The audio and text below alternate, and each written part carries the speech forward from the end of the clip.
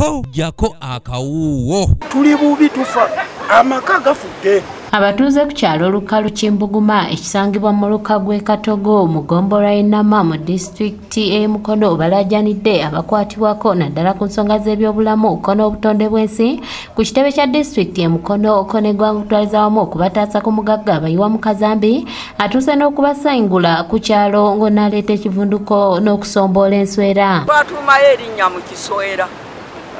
Tetuli bubi nnyo. Enswera ofulufuka kyayi enswera egwamu. Kubanga omwana wange oli omuto omuzukulu aba atudde ne zigwa mu kyayi akuyita jjajja Lureka agudde mu kyayi twamulya naye nga tweraliikirira nga tulya bulwadde mmere yonna neeyengera. Abatuuze bano bannyonnyodde nti ekivundu kiva ku bubi bw'ebisolo eby'enjawulo ebirundibwa ewa Kawono nga kiva ne Kazambi ayiibwawo nga bateeberezebwa nti mwandibaamu n'ebisolo ebiba bifudde omugagga ono byabayiwamu. N'agamba tuzibe ekkubo ne mugamba ekkubo lyali ly'abantu babiri gwe naffe kati tulizibe ayitewa ng'atakkiriza bintu n'abitwala n'abiwa mu lusalosalo lw'ebintu n'atatuuka na gy'alima gy'abitwala n'abiwa abantu we batuukira abantu ne badduka nga badde eno olw'ensowera.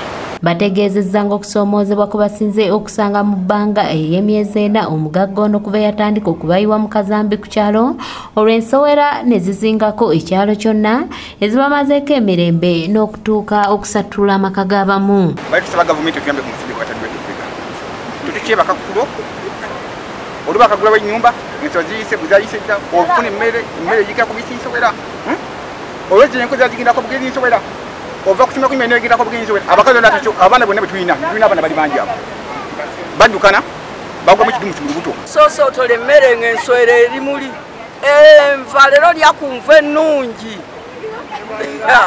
bannaye tuli bubi. Ssentebe w'ekyalo kino Ronald Kasule ategeeza nga bwazasinkana omugagga ono enfunda eziwera n'abaako byamusuubiza okusalira embeera eno amagezi kyokka n'atatuukiriza n'asaba abakwatibwako okubayamba. Nga bagamba mbu ye bwe wajja n'asenga awa afuba nnyo abantu okubaleetera ebintu ebiwunya ebyo bibasobole okubagoba yasobole okubasengula ku kyalo naye kaakati ffe tugenda kulagawo.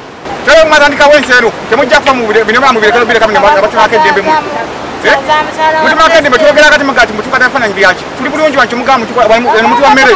Bano era bategeeza ng'endwadde eziva ku bukyafu bwe zatandika edda okubazinda nga olabira bino abaana tebakyava mu malwaliro nga n'awaka boolekedde okusengukawo.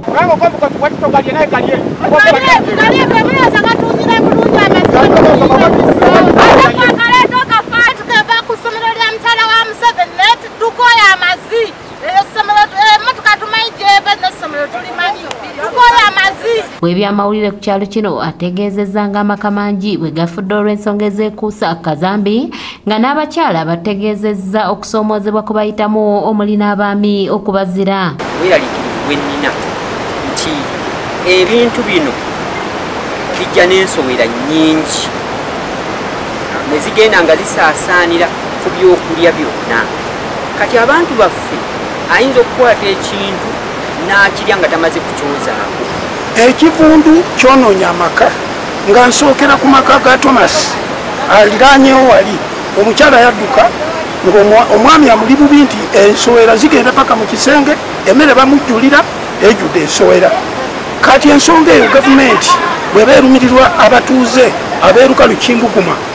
Twogeddeko n'omukubiriza w'olukiiko lwa disitulikiti Mukono Betty Nakasi n'ategeeza nga bwagenda okusitukiramu okulondoola ku nsonga eno. Nyimiridde olwaleero nga ntegeeza mwami Drake Lubega titoli waggulu w'amateeka naawe oli munnayuganda ate b'obeera abantu b'owangala nabo bagenda kulwala obulwadde batamanyi nakumanya naye nga buva ku bulagajjavu obwo.